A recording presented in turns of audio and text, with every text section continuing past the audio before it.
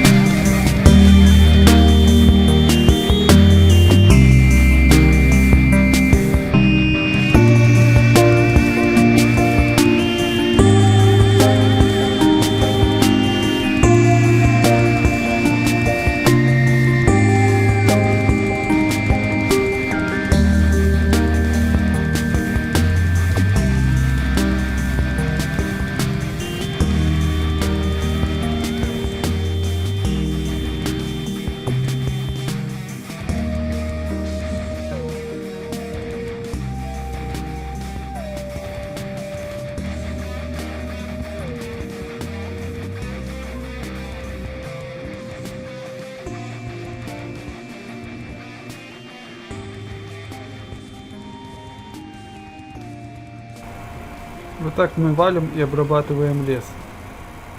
В принципе все. Пишите в комментариях ваши впечатления. До новых встреч. Ставьте лайки, дизлайки. Подписывайтесь на канал.